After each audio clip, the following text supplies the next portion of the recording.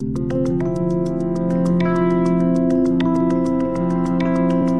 नमस्कार, जय गुरुदेव, जय श्री कृष्णा। मैं Deepank Joshi, deep astrological suggestion में आपका स्वागत है। ये चंद्रमा का दूसरा भाग है। इसमें हमने चंद्रमा के प्रभाव के बारे में, चंद्रमा के धातु के बारे में, चंद्रमा के द्वारा जो जो रोग होते हैं तब उसके बारे में, और साथ में चंद्रमा के किस क्या क्या लेके मतभेद हैं उसके बारे में ये डिस्कशन करने के लिए आज ये चंद्रमा की जो सेकंड पार्ट है ये मैंने चालू किया। सेकंड पार्ट है जिसमें मैंने बताया है किस तरह से चंद्रमा से प्रभाव हम पे पड़ता है। दूसरा, इसकी धातु, इसके रत्न कौन से हैं, इस बारे में बताया है। आइए हम चलते हैं कि चंद्रमा का प्रभाव कैसे पड़ता है हम पे। चंद्रमा मन का कारक भी है, ठीक है। और अगर हम पहला पॉइंट देखेंगे तो चंद्रमा से हमको कौन कौन से रोग देखने पड़ते हैं जब चंद्रमा निर्बल होता है, ठीक है। आपका जब चंद्रमा अष्टम भाव में हो या नीच राशि में हो या फिर किसी न किसी पाप ग्रह जैसे शनि, राहु, केतु से ग्रस्त हो, तो उस कंडीशन में आपका जो चंद्रमा है वो खराब होता है। अब चंद्रमा खराब होता है तो उसके कई नुकसान भी होते हैं हमें। अष्टम चंद्रमा जो होता है खांसी, सर्दी और जुकाम ये सब लेके आता है। और अगर शनि के साथ है तो वो विष योग बनाता है, राहु के साथ है तो ग्रहण योग बनाता है, केतु के साथ है तो कृदम नामक योग बनाता है, जिससे अलग अलग योग बनाता है, जिससे वो हमें परेशानी उत्पन्न होती है। चंद्रमा क्योंकि मन का कारक है तो मन निर्बल होता है, दुर्बल होता है और आपका मन खराब होता है। कई बार आप देखोगे कि चंद्रमा से आपको कई बार प्रॉब्लम्स भी होती है। अमावस्या का चंद्रमा जैसे बहुत खराब जाता है कई लोगों का मतलब जैसे अलग अलग राशियों का भी चंद्रमा खराब होता है। कई बार देखा गया है कि आपकी राशि से 12वां चंद्रमा कभी अच्छा नहीं माना गया है। तो वो सब चीजें चंद्रमा के नुकसानदायक होते हैं, पर हाँ इनकी एक रेमेडीज भी है। आप रेमेडीज से भी इनसे अच्छे हो सकते हैं। पहला, आप उपवास करें सोमवार का, ठीक है। दूसरा, आप भगवान श्री कृष्ण को मिश्री का प्रसाद चढ़ाएं, उससे भी चंद्रमा अच्छा होता है। दूध, दही, चावल, चांदी का दान, ये सब करने से भी, भगवान शिव को अगर ये सब दान करते हैं तब भी आपका चंद्रमा अच्छा होता है। इसकी मुख्यतः धातु जो है वो चंद्रमा की धातु है चांदी। और चांदी विशेषतः इसलिए मानी गई है क्योंकि चांदी का जो उद्गम है वो भगवान शिव के नेत्रों से हुआ है। जी हाँ, भगवान शिव के नेत्रों से चांदी का उद्गम हुआ है, इसलिए बड़ी पवित्र मानी गई है चांदी। हर चीज में चंद्रमा के लिए चांदी का प्रयोग प्रयोग कर सकते हैं, जिससे इसका चंद्रमा अच्छा हो सकता है। इसका जो रत्न है मुख्यतः मोती है, पर लेकिन मोती हर किसी को नहीं पहनाना चाहिए। वो डिपेंड करता है आपका चंद्रमा कहाँ बैठा है। कहीं पता पड़ा राहु के साथ बैठा है या कहीं किसी ऐसे ग्रह के साथ बैठा है, मंगल के साथ बैठा है, तो उसमें मोती की कोई जरूरत नहीं। ठीक है, चंद्रमा आपके मंगल के साथ अच्छा माना जाएगा।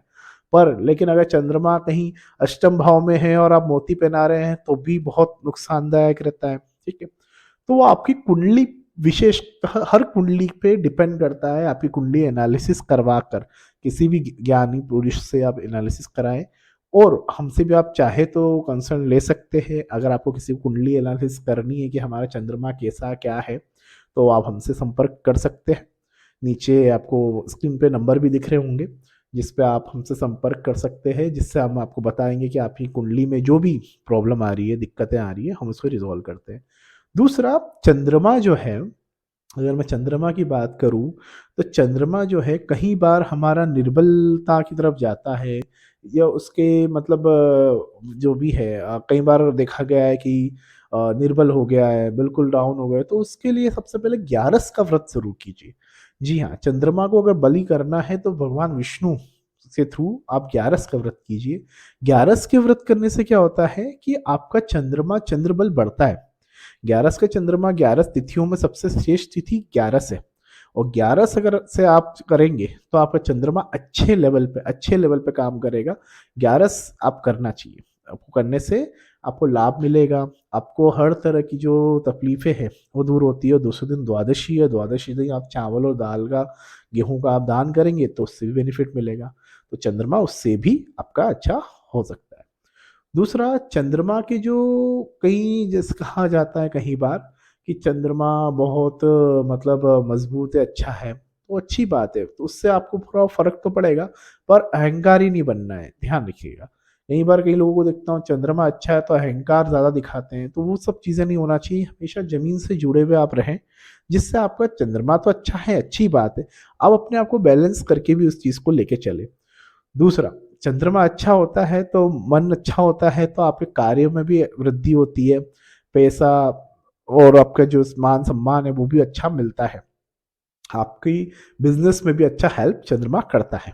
इसलिए कहा जाता है कि चंद्र बल को, चंद्रमा को मजबूत करना चाहिए। कहीं पर अगर डाउन है तो आप उसके लिए जप कर सकते हैं, महामृत्युम जप कर सकते हैं, और उसके लिए ओम सोम सोमाय नमः ये भी आप जप कर सकते हैं। अगर आपको नहीं होता है तो सिंपल सादा ओम नमः शिवाय का जप भी कर सकते हैं। ओम नमः शिवाय का जप आप किसी भी दशाओं में, किसी भी प्रकार की तकलीफ में आप कर सकते हैं। ओम नमः शिवाय का जप करके भी अपने चंद्रमा को, किसी भी ग्रह को जिससे भी आपसे तकलीफ हो रही है उसको भी आप रिजॉल्व कर सकते हैं।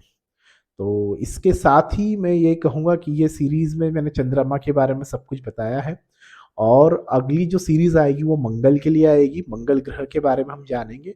और इसी के साथ मैं आप लोगों से आज्ञा लेना चाहता हूँ।